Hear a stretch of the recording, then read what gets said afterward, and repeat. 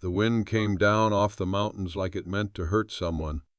It peeled through the cottonwoods along the creek, drove snow sideways across the flat, and rattled the loose boards of the barn like bones in a sack. Smoke rose from the chimney in thin strands ripped apart by gusts before they could lift. Inside the cabin the fire burned low. It was almost quiet save for the cough of dying embers and the sharp bark of the wind outside like some restless dog who'd lost its master. Mary stood with her back to the stove, arms wrapped around her ribs as though she could hold herself together by sheer force. The hem of her dress was damp with melted snow and her boots leaked. Her oldest boy, Samuel, lay curled on the cot in the corner, knees drawn to his chest, a rag quilt over his shoulders. He hadn't spoken since yesterday morning, not after the mule kicked Pa and snapped his ribs like dry sticks, not after the mule ran off into the white and his father bled out in the dirt behind the barn. Her fingers still smelled of blood. It clung to the cracks in her knuckles no matter how she scrubbed. She hadn't cried. Not when she buried him herself, digging through frozen crust with the same spade he'd used to plant corn. Not when the Reverend never came and the neighbors never came and the sky never opened up to offer her anything but cold. Grief had gone stiff in her chest like a board nailed there. There was no room for tears, not with 3 mouths to feed and nothing left but hard biscuits and old lard. Annie stirred in the cradle, a little whimper curling from her lips. Mary moved on aching legs, lowered herself to the floor, and pressed a calloused hand to the baby's cheek. Warm, thank God. She fished a crust from her pocket and chewed off a piece before slipping the rest between Annie's lips. The baby sucked weakly. The world was not cruel exactly. It simply didn't care. And that might have been worse. Outside the wind shifted. A long, low groan came from the edge of the woods, and she froze, fingers hovering over the cradle. Not an animal. Not the wind either. Hoofbeats. Dull and slow, then faster, drawing near. She stood too fast, dizziness washing through her like heat from a broken stove. Her mind flashed with the face of a man from 3 winters ago who came selling traps and left with a neighbor girl no one saw again. She reached for the shotgun near the door. Empty. Only 3 shells left, and she'd used them to scare off a coyote last week. The rider came into view as she cracked the door open. Tall in the saddle, his coat rimed with snow, his hat pulled low. A bay horse, blowing steam, its hooves clotted with ice. The man raised one hand slowly, palm out, a sign he meant no harm. Still Mary didn't move. He dismounted with care boots crunching through the drift. He didn't speak, just walked toward the porch, eyes never leaving hers. Not cold eyes, but tired ones. Eyes that had seen their share of graves. My wagon lost a wheel, he said, voice low and hoarse. 3 miles back. Been walking since before dawn. She said nothing. I ain't got a gun, he added, glancing at her hands. She realized she was holding a carving knife without knowing she'd picked it up. She lowered it. You alone? She asked. The man's gaze shifted just slightly. My brother's with the wagon. He's not well. The storm pressed down like a second sky. She could see his shoulders shaking from the cold. He wore no gloves. Frost clung to his beard. Mary opened the door wider just enough. You can come in. But keep your hands where I can see them. He nodded once, then stepped inside. The door shut behind him with a sigh. Warmth wrapped around him like a threadbare quilt, not enough to chase the cold, but enough to remind him it existed. Samuel opened his eyes, then shut them again. The man glanced at the boy, then at the baby, then back to Mary. I don't mean to trouble you. You already have, she said. The man's eyes flicked to the stove. May I? She gave a slight nod. He held his hands over the embers, jaw tight. When he finally looked at her again, something softened in his face. Not pity, just understanding. "What's your name?" she asked. "Elijah." She didn't offer hers. Not yet. He didn't ask for food.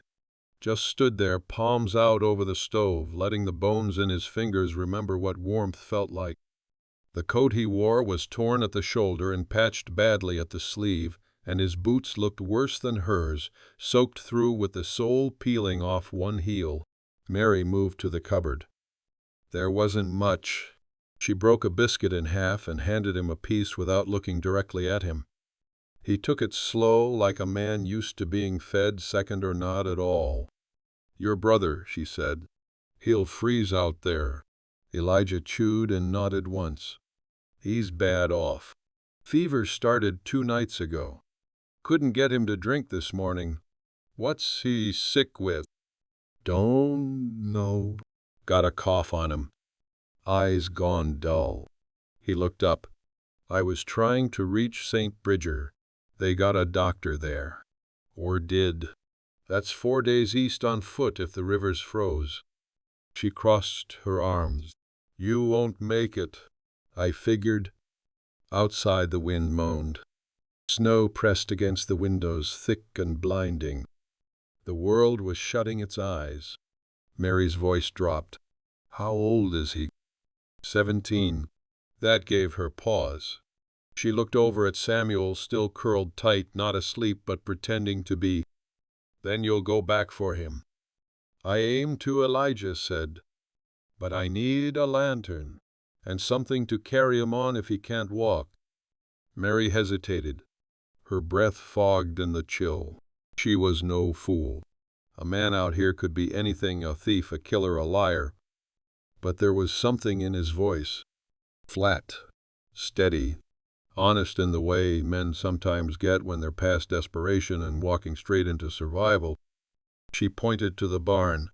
"There's a sled in the back. It's old. Wood's soft in places. It'll do." She met his eyes.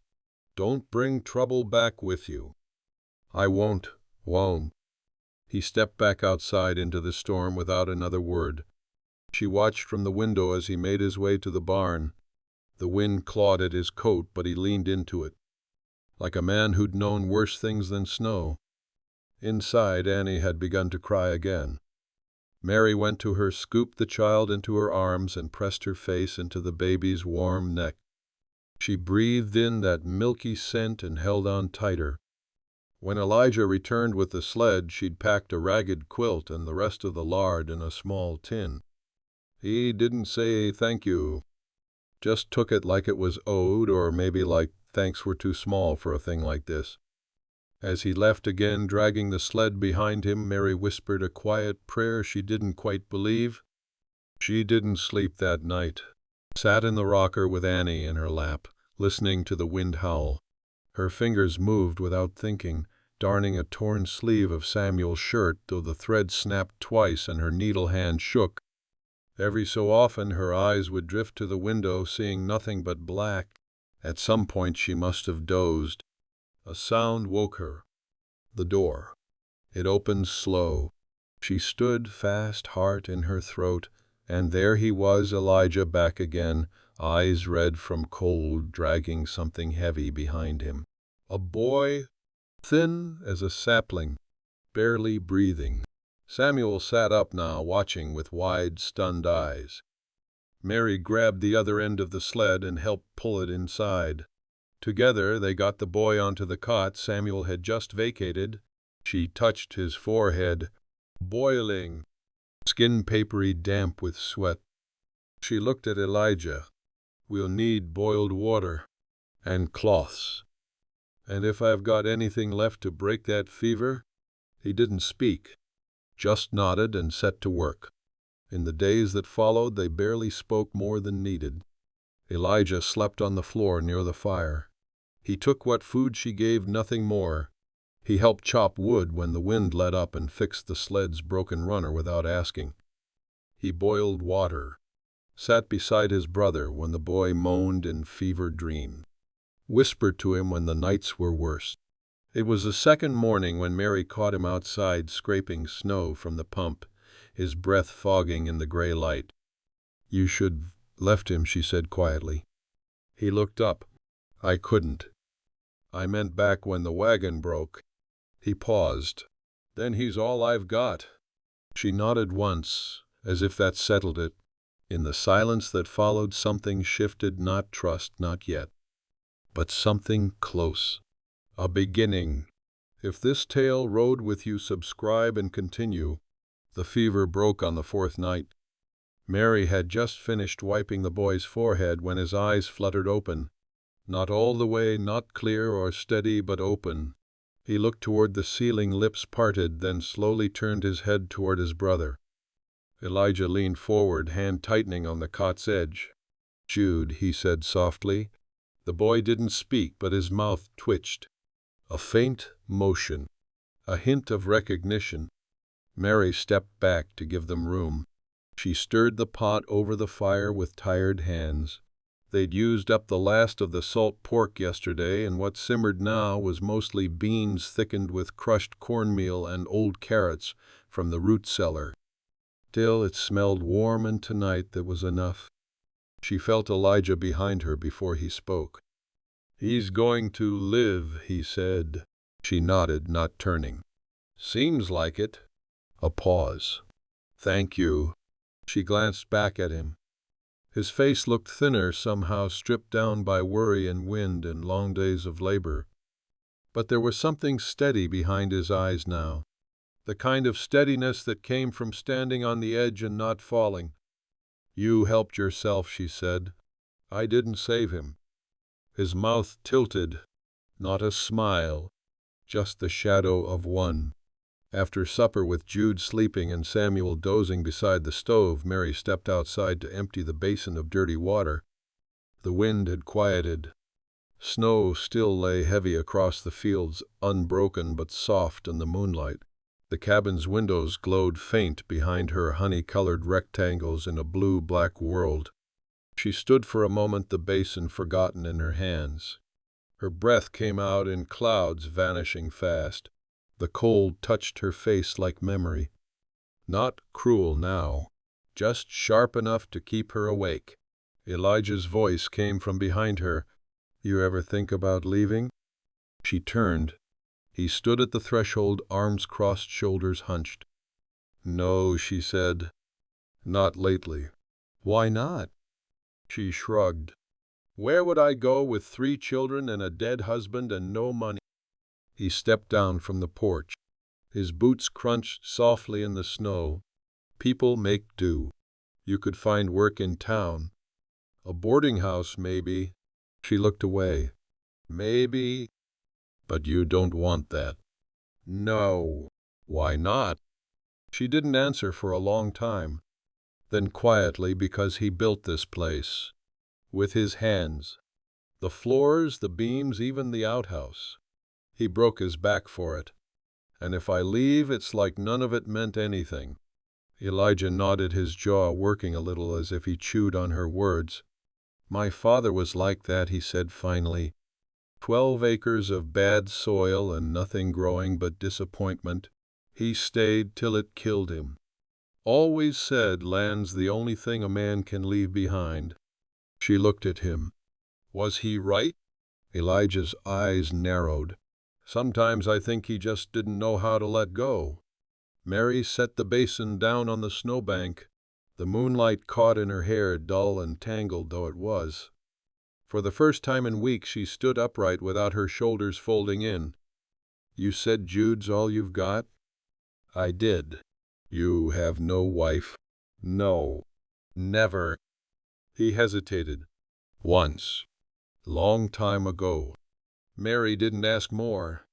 She just crossed her arms and stared into the dark, where the fence posts had disappeared under snow, where the path to the barn was only a faint depression in the white. She knew better than to think the quiet would last. Storms never came once. Hunger never stayed gone. But tonight she was not alone, and that somehow felt like a kind of warmth. When they went back inside, Elijah helped ease Jude's blankets up around his shoulders. Samuel was awake now, sipping from a tin cup, eyes darting between the two men. He didn't speak, but when Elijah offered him the better stool near the fire, he took it. Later, when the cabin had gone still and the wind returned in soft breaths through the cracks in the door, Mary watched Elijah stretch out his coat on the floor again, settle his head on his rolled-up saddlebag, and close his eyes without fear. She didn't know if she trusted him. Not entirely. But the quiet between them was no longer hollow. It held something now, something slow and real and waiting. By the time the river thawed, the boy could walk. He moved slow, still pale, his legs thin as fence posts under Elijah's too big coat. But he kept steady on his feet. Every morning he followed Elijah outside, helped split kindling, fetch water, checked the traps along the creek. Mary watched from the window as the two moved together in silence. Elijah never hovered, never coddled. He let the boy work, let him sweat, let him fail and try again. It was the kind of care that didn't speak itself out loud. Spring came the way it always did in the high country, grudging and gray. The snow melted in slow fits, turning the yard to mud.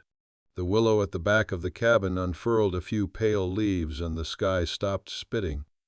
Once or twice a hawk circled overhead, low and lazy, searching for something that hadn't died.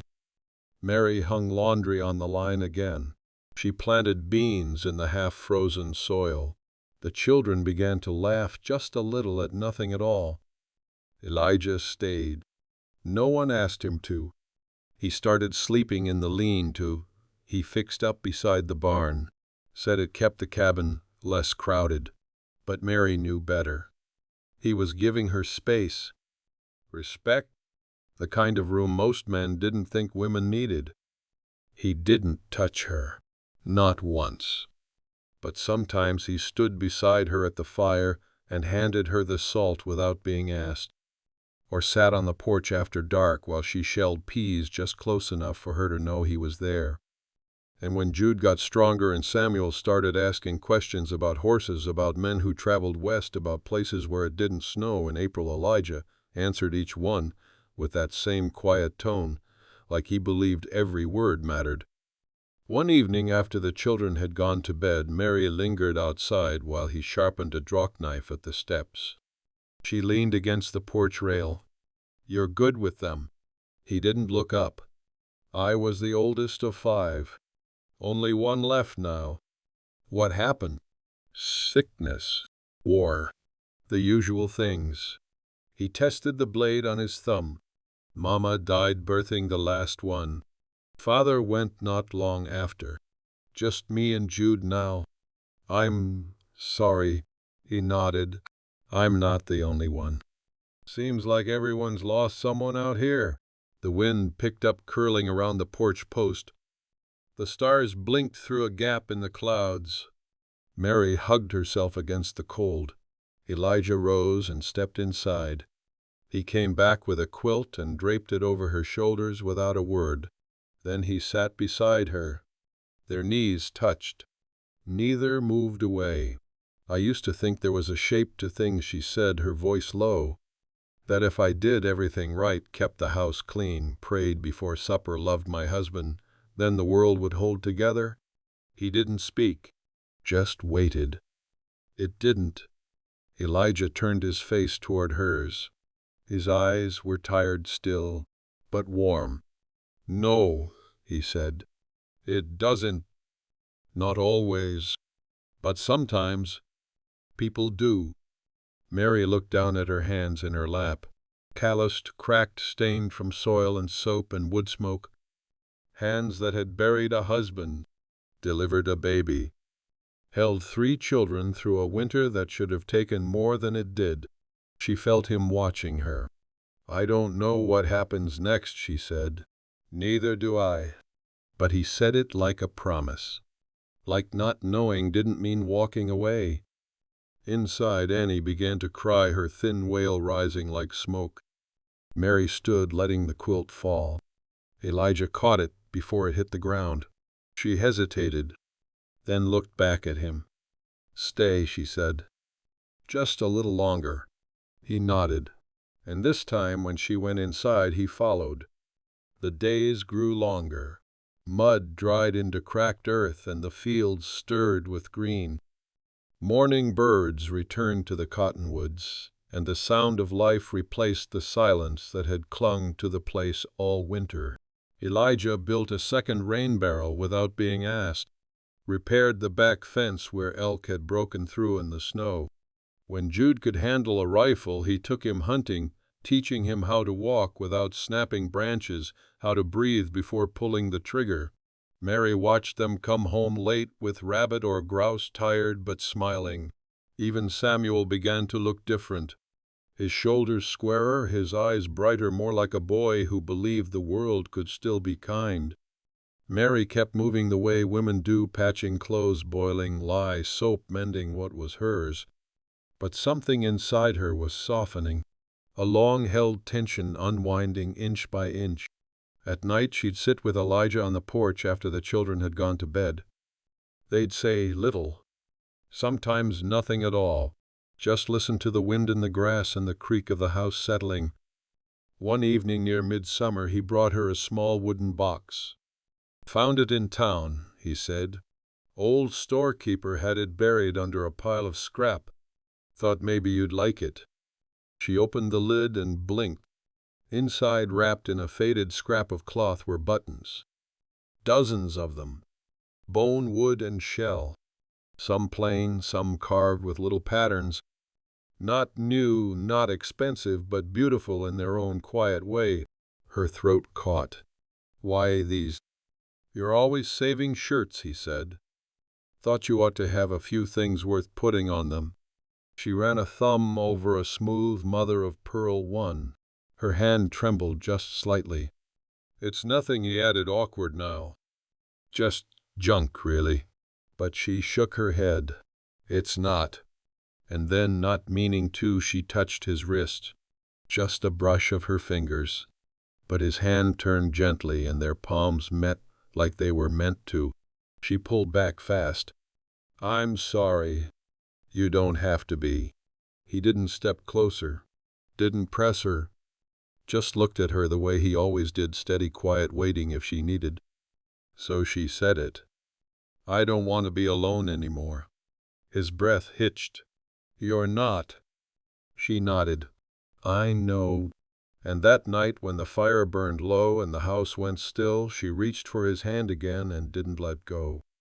The next weeks passed, not with sudden joy, but something deeper, something rooted.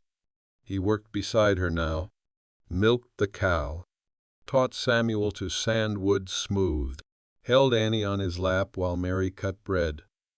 At supper she found herself laughing at something he'd said, and the sound startled her. She hadn't known she could still laugh like that.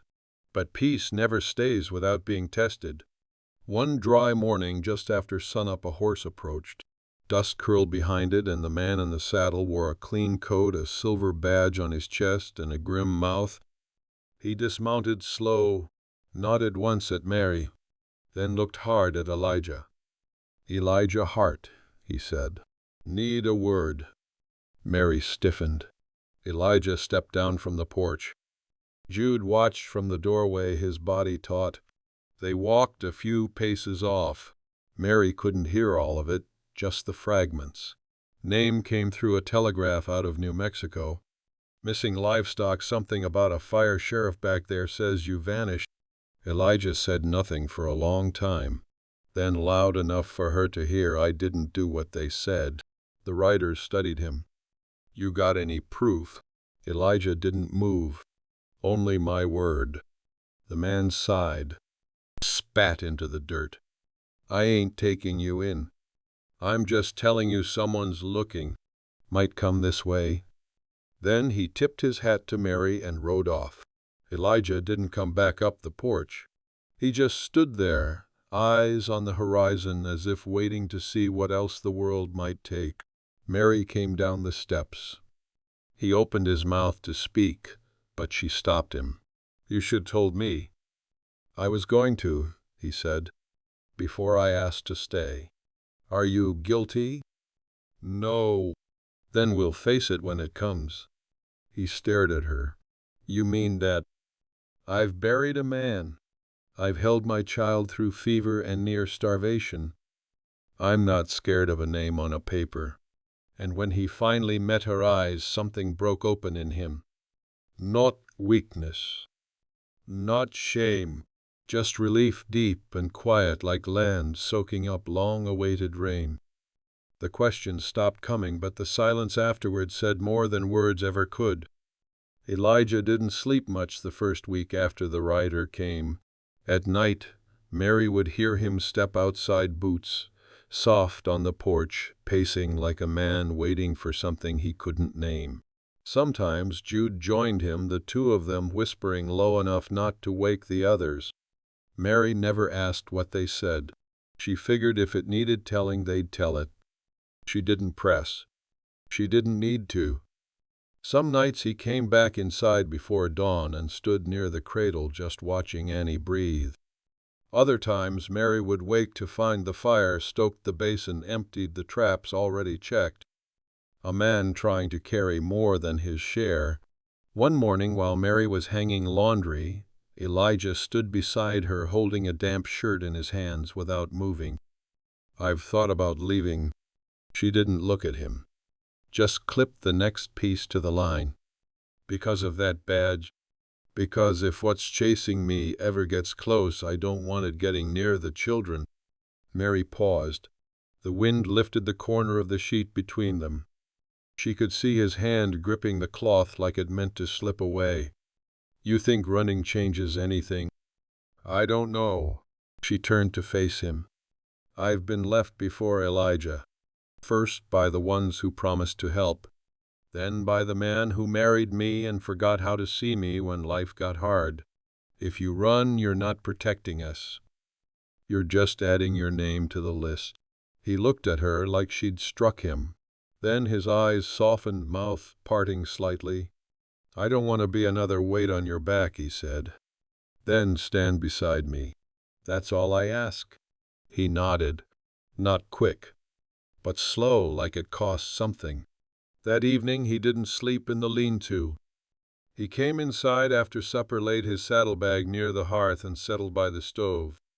Jude didn't say a word, just moved over to give his brother space. Samuel passed him the last of the boiled coffee. Even Annie quieted when he took her from Mary's arms and held her close, like he belonged there. Like he'd always belonged there. The days grew warm.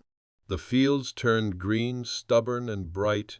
Mary's bean plants stretched their way skyward. She took in mending for a neighbor down the ridge. Elijah helped rebuild the east fence where floodwater had pulled it loose. They spoke more easily now, but not constantly. It wasn't the kind of life that needed filling with chatter. One Sunday, as the sky turned gold and shadows stretched out like long arms across the field, Elijah came up from the barn holding something wrapped in cloth. Found this tucked behind a beam, he said. Your husband's. Mary took it carefully, opened the cloth. It was a ring, simple hammered iron, worn and scratched but still whole. She held it in her palm a long time. He made this when we first came out. Didn't have enough for gold. She stared at it. Thought I lost it. Elijah shifted. You don't have to wear it. She looked up at him. No. I do. He didn't flinch. Just waited steady as ever. She slid the ring on and nodded. But I'm not wearing it for the past. Then she took his hand, rough, calloused, warm, and held it without fear. They didn't speak of marriage, not then. But the way her hand fit in his said more than vows ever could. That night after the fire burned low and the stars crept over the roofline, they sat together with the door open to the dark. The children slept. The world was quiet, a kind of quiet that held for once not grief but peace. Mary leaned her head on his shoulder. She felt his breath slow, steady. I want to build something, he said. With me. With you. She smiled. Then we start tomorrow. And from the way the wind shifted gentle and warm through the cracks in the porch boards, It felt like the world might just let them. They began with the chicken coop. The old one had sagged, nearly flat roof caved in from snow and time. Mary had patched it year after year with whatever she could find, rusted hinges, bent nails, scrap wood from crates, but it was more memory than structure now. Elijah stood beside it one morning, hands on his hips, eyes tracing the frame like a map he already knew how to fix. "We'll tear it down," he said. "Start clean." Mary watched from the steps, apron dusted with flour. "You know how to, Bill." He gave her a look. "I know how not to let something fall." So they tore it down, Elijah, Jude, and Samuel with him, piece by piece, until the bare patch of ground stood open and ready. Annie sat in the grass beside Mary, waving a spoon at the sky like she was in charge of the whole operation. They built slow, steady, no rush. Each nail driven true, each board measured twice, cut once. Mary brought them water in a chipped jug and sat nearby as they worked. Elijah showed Jude how to level a frame, how to brace the corners. Samuel climbed the ladder, hammer in hand, grinning like a boy who had a place in the world. That co-op, when it stood finished, wasn't just for chickens. It was proof that something new could be built from broken things. At supper that night, Elijah handed Mary a small square of pine, sanded smooth, the date carved in neat lines across the grain. "Thought we ought to remember when we started," he said. She ran her fingers over the numbers. "I'll hang it inside." The next day they marked out the garden. Not just beans and carrots anymore, but squash, cabbage, even some herbs Mary had forgotten the names of until Elijah said them again. He'd lived with a family once before everything, and the woman had taught him how to keep rosemary alive in a box on a windowsill. "You're not just a wanderer," she said, half teasing. "Not anymore." He smiled when he said it. There were hard days still. Rain came down heavy one week, flooding the road and soaking the firewood. Annie caught a cough that kept Mary awake 3 nights straight. And now and then, when Elijah got quiet and watched the horizon too long, Mary knew he was thinking about what might still follow him from the past. But nothing came. No badge, no telegram, no shadow from the life before. Instead, the seasons turned. And one warm evening in late August, Elijah walked into the cabin after supper, took off his hat, and said, "I think it's time." Mary looked up from the table. "Time for what?" He stepped closer, reached into his coat, and held out something wrapped in a cloth that wasn't worn or torn, but clean and folded with care. Inside was a ring. Not iron, not silver. Just a plain band of polished wood, shaped, sanded, and oiled smooth, its grain catching the firelight like something alive. "I made it," he said, "from the walnut tree out back." Her breath caught. "I don't have land," he said. "Don't have money. But I've got a good back and 2 hands that know how to stay. I want to build this life with you. For real." Mary stood slowly. Her hands trembled just slightly as she took the ring, held it in her palm. "You already have." She slipped it on. No vows. No crowd. Just the fire, the scent of cornbread cooling, and a boy sleeping near the hearth with a cat in his lap. They didn't need witnesses. In the weeks that followed, they started adding to the cabin. A second room for the boys. A porch roof strong enough to sit under when it rained. Elijah carved shelves. Mary planted lavender near the steps. She laughed more now, full deep. Sometimes she sang while washing, and Elijah would stop whatever he was doing just to listen. Not because the tune was perfect, but because it was hers. And one morning, just as the first frost kissed the tips of the grass, Mary laid Elijah's hand on her belly and whispered something that made his knees buckle. They sat on the floor a long time after that, just breathing.